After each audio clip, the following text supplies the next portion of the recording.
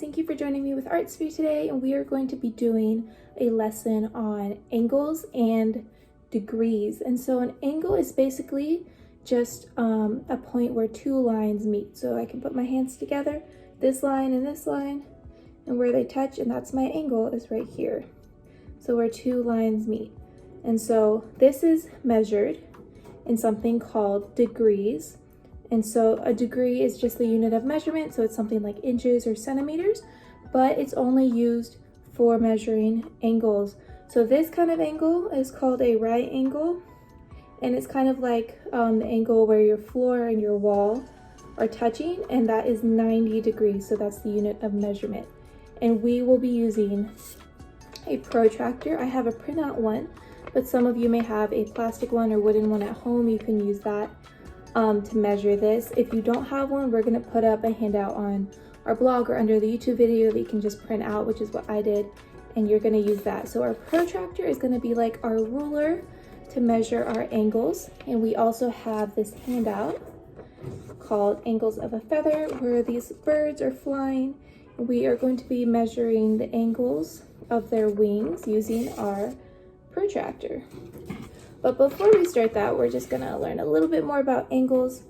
So there are different ones, and so we have, using our protractor, so we know what kind of angles we have.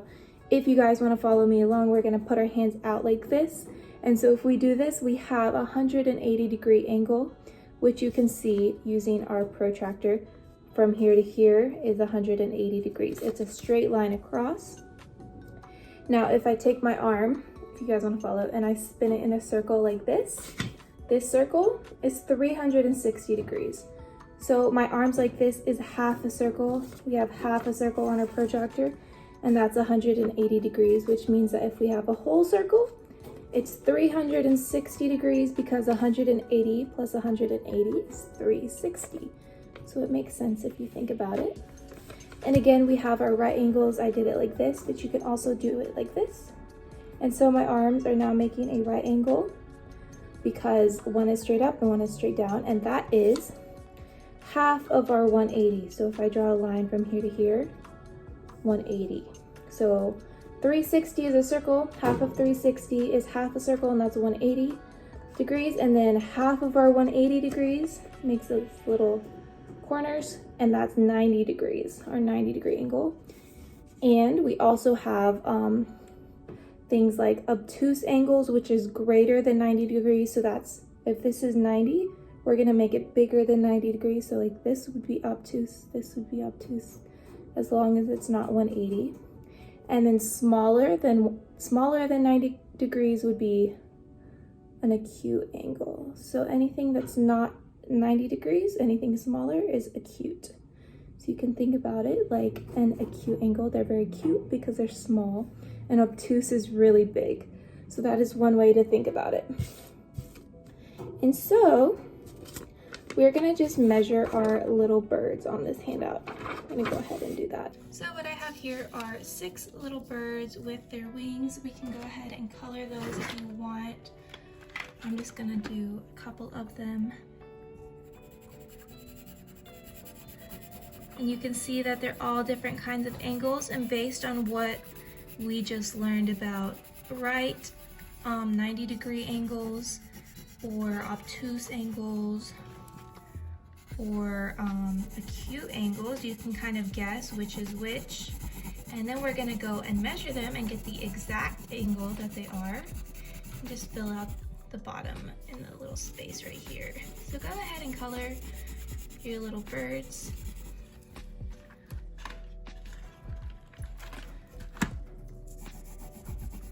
You can make these much more detailed than I am doing, of course. Just going through this really quickly.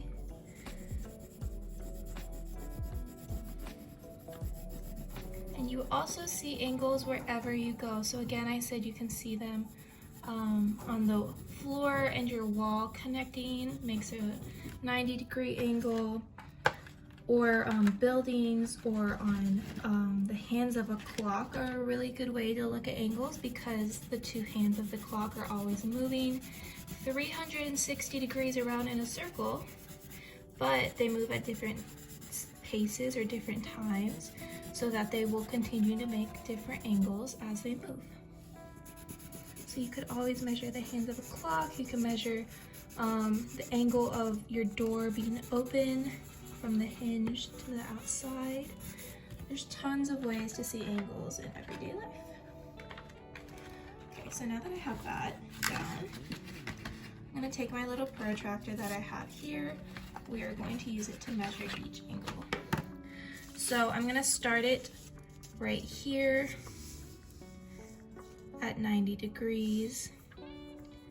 And I know that it's a right angle because it goes like this. So I'm going to put the middle right here because it lines up with 0, and I want the bottom part to be lined up with the middle.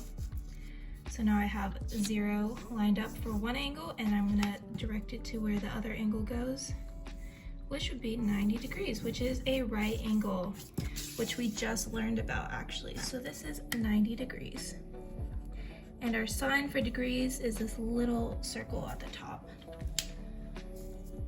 Now we're gonna go do this one and make sure that I place my center mark here, because these, obviously you can see that the birds are much smaller than my protractor, so I wanna make sure it lines up correctly. So I'm gonna place the center on this part, make sure that it's lining up here with 0. And then I have to see, because it's not see-through, and it goes like this, and I'm just following. I can see through my protractor a little bit. So this one is 30 degrees because I'm following the line of the edge right here, and it goes to 30, so I know that's 30 degrees. And so if you can tell, this 30 degrees looks smaller than the 90 degrees, which means it is an acute angle because it's less than 90 degrees. So can you guys take a guess at what this one is compared to our 90-degree angle right here? I'm gonna say it's an acute angle because it looks smaller than our 90 degrees. Again, I'm gonna place the center on the corner right here, line it up, and then measure it right here. And it actually goes kind of in the middle, so that would be about 45 because it's in between 40 and 50. So that is our 45-degree angle. Make sure you're always putting your little degree sign so we know what we're talking about. It's just like putting inches or centimeters for feet. You want to label what you have. And this bird is straight out, so I don't know if you guys remember us doing that with our arms. When we put our arms straight out like a T, it makes a 180-degree angle because this will go in the center and it goes from here to here. You can see 180, 0 to 180. So a straight line is 180 degrees. Now we have this one. This one's pretty big. I don't know if you guys can tell. Compare it to our 90 degrees. Do you think it's obtuse or acute? So we're gonna measure it and see. Again, we put our center on the corner right here and line up this line with the 0. Make sure that it's correct, and then I can see this line through the paper right here. You guys can also cut it out the middle so you can see it if you can't see through your paper. So I'm going to line it up. It goes right here to 100 degrees. So I'm following the line underneath, and it goes to 100, which means that it is greater than 90 degrees. So we have 100 degrees. So that is an obtuse angle because it's bigger than 90. And our very last one, if you guys can tell, it's definitely smaller than our 90 degrees, so you could probably guess that it's acute. You can see how small it is. It's acute angle.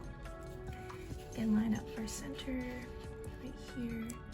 There's 0, and this goes right here, and we have it in between 10 and 20, which means that in between 10 and 20 is 15.